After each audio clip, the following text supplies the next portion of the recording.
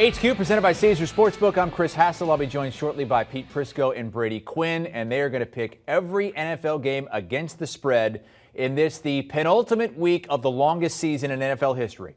No more Thursday games, no more Saturday games. So a bunch of games on Sunday, all but one kicking off on Sunday. The first game's at 1 p.m. Eastern. Let's take a look at the CBS games we have for you in the early slate.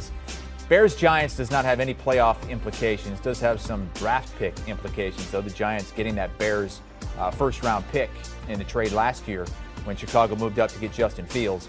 The other three games, all with playoff implications. Chiefs-Bengals in a big one. Patriots, huge number at home against the Jaguars, 15.5.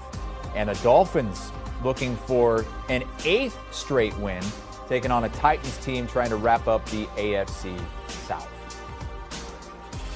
All right, Chris Hassel joined by Pete Prisco here in studio. Hello, Pete. What's up? And Brady Quinn is joining us remotely as well. And Pete, you hear that? Here he comes. Brady's coming for you. He has almost caught you. He's been trailing the whole year. And now, after another winning week, look at Brady. Just 2 games back with 2 weeks to go. Can I say something? He was sending texts out on Sunday trying to pin losses on me. That's how much this means to him, when the reality is wrong. Nice try. Well, you were already doing a victory lap a few weeks ago. I'm still win. He'll fold. Brady? It doesn't seem that way. You know, Pete's the type of guy that really shrivels up in the fourth quarter, where I seem to continue to keep gaining these last couple of weeks on him. So, look, I'll let my picks do the rest of the talking, although that hasn't been the case the most of this year. It has been lately. So I feel like Pete's feeling a little bit of the pressure right now. Not really. By the way, I did show up. Some of us showed up in studio today. Oh, are we really? Jeez, Pete. And we'll leave it right there. Let's start with a CBS game, 1 o'clock Eastern time.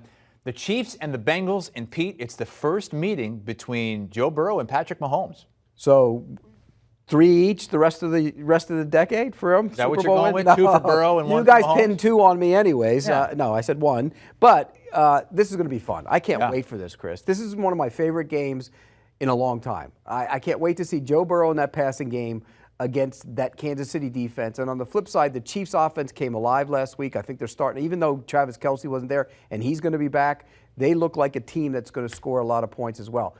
I love the over in this game. Love it. One of my favorite picks of the week.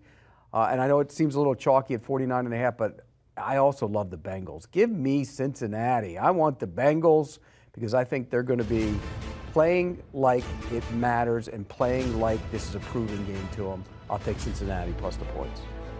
Well, look, it does matter. It matters really for both teams in this case, whether you're talking about playoff seeding, the division, whatever you want to throw in there. But this is going to be by far and away the best game of the week, maybe even one of the best games of the year. When you think about Patrick Mahomes, Joe Burrow, 2 of the best young talents at the quarterback position in the NFL. And here's what we know. We know the offense is going to be there. It was really about which defense is going to decide to show up. You know, you got the Steve Spagnuolo defense that's got the ability to get pressure with some of their playmakers, and Frank Clark and Chris Jones. Obviously, Melvin Ingram's even played a factor too on that defense, and Tyrann Mathieu's always roaming around out there somewhere. And they got the Cincinnati Bengals that I think, if we're really putting it down on paper, probably not quite as many stars, but they've improved greatly this year. And Trey Hendrickson has been a heck of a pickup for them. So, you know, for me, I think this is a tight game. The fact that the Bengals are a home underdog, getting 5 points, I love that. I think this game could finish where Kansas City's kicking a field goal at the end of the game, well past the over, but to end up winning it. But Cincinnati still covers. So I'm with Pete on this one. High-scoring game, but I also think you got to take the points and the home underdog in the Cincinnati Bengals here. And the week we count down to the new year and the ball drop and the confetti. We've got some confetti for you here on HQ. It's Lock Unity, Pete. Already, right off the bat. Look, if the way I see it, if we're in Lock Unity the rest of the year, I win. Yeah, he sees Brady's picks first, and then he just follows him. Because Brady's been hot. Why not right now? Ride it. By the way, he had 1 game better than me last week. It's not that big a difference. It's still better than you. I thought when I heard the bragging and everything, I thought he was like 3 games better. 1. If I had 1 game better than you, Pete, what does that mean? What's that? You had a better week than I did. Just like I have Just like I have 2 picks better than you on the season, which means I've had a better year than you. Would you rather have a better week or the better year? week. Were you a loser? Yeah, I wasn't a loser. I went 8-8, but close to being a loser. Yeah, I mean, most years, when you're playing 16 games or 16 games in a season, 9-7 gets you in, 8-8 you're probably out unless you're in the NFC East. Do you want a sports network that delivers everything that matters about the game? The highlights, the picks, the instant analysis, no yelling, no fake debates, no politics.